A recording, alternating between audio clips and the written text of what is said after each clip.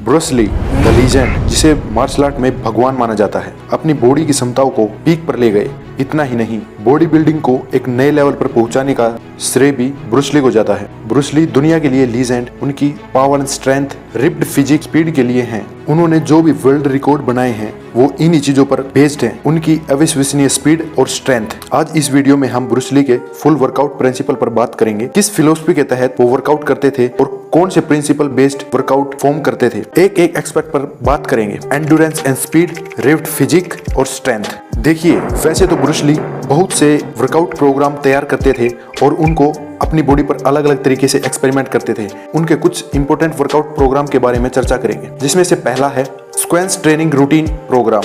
यह workout add करने से उनमें एंडुरेंस, फ्लेक्सिबिलिटी और स्ट्रेंथ तीनों चीजें पीक पर पहुंच जाती हैं। इसका मॉडल कुछ ऐसा है, जैसे 1 मिनट रोप जंपिंग की, फिर बिना रेस्ट के अगली एक्सरसाइज की, जैसे रोप जंपिंग के तुरंत बाद फॉरवर्ड बेंड गया 1 मिनट के लिए, ऐसे ही 1 मिनट के लिए फिर जंपिंग जैक की, इस तरीके से फिर 1 मिनट के लिए कैट स्ट्रेच की। ऐसे ही बिना रेस्ट के 1-1 मिनट की एक्सरसाइज परफॉर्म करते हुए इस पूरे वर्कआउट को फ्रेम किया गया है। इससे फ्लेक्सिबिलिटी, एंडुरेंस, स्ट्रेंथ तो बढ़ती ही है, लेकिन आपके कार्डियोवैस्कुलर स्ट्रेंथ भी नेक्स्ट लेवल पर पहुंच जाती है। आपके ब्लड में ऑक्सीजन फ्लो बढ़ जाता है। यह वर्कआउट उनके लिए बहुत कारगर साबित हुआ। स्पीड और मस्कुलरिटी की जॉइंट ट्रेनिंग के लिए द सर्किट ट्रेनिंग रूटीन को फॉलो करते थे। देखिए, इसमें वेट ट्रेनिंग शामिल होती है, जिसमें डिफरेंट एक्सरसाइज डिसाइड करनी होती है जो हमें परफॉर्म करनी होती है, जिसमें 8 से लेकर 12 एक्सरसाइज शामिल होती हैं। यह आप अपने हिसाब से एडजस्ट कर सकते हैं, जहां आपको एक आइडल वेट सिलेक्ट करना है, जिससे आप ये सारी एक्सरसाइजों को परफॉर्म करोगे। अब आपको टाइम फिक्स करना है कि आप इस एक्सरसाइज को 30 सेकंड के ड्यूरेशन में लगाना चाहते हैं या 1 मिनट के ड्यूरेशन में लगाना चाहते हैं। जैसे आपने फिक्स किया 30 सेकंड तक, अब आपको सारी 8 से 12 एक्सरसाइज जितनी भी आपने सिलेक्ट की हैं, उनको 30 सेकंड के लिए एक एक्सरसाइज को करना होता है बिना किसी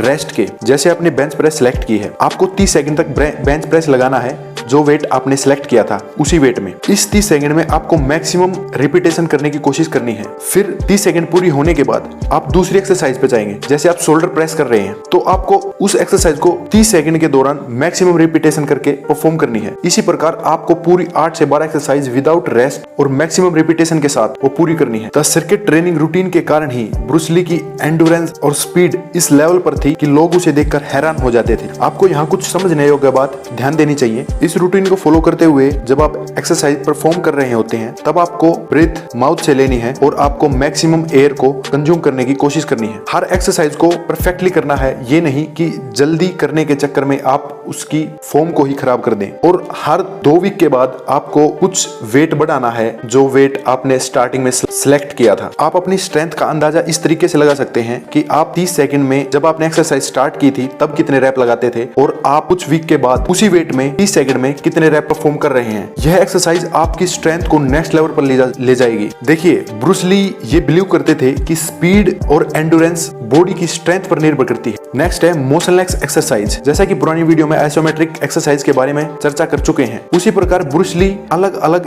बॉडी पार्ट को अलग अलग एंगल पर डिफरेंट तरीकों से ट्रेन करते थे। जैसे इसमें एक फिक्स पोजीशन बना के एक आयरन चेंज को फुल फोर्स से खींचने की कोशिश कर रहे हैं। यहाँ पूरा 100% फोर्स एक्सर्ट कर रहा है। इस प्रकार हैंड ग्रिप के लिए स्पेशल इक्विपमेंट का प्रयोग करते थे, जिसमें वे वेट को फुल फोर्स से मूव करने की कोशिश करते थे और उस चीज को फिक्स ड्यूरेशन के लिए होल्ड करके रखते थे। ऐसे ही डेडलिफ्ट, बेंच प्रेस बार को किसी एक पोजीशन पर सेट करके, जहां से वो मूव ना हो सके, या आप इतना वेट ले सकते हैं जो आप उठा ना सके या हिला ना सके, उसको फुल्ली फोर्स एक्सर्ट करके मूव करने की कोशिश करते हैं। लेकिन ध्यान रखें, वह मूव नहीं होना चाहिए।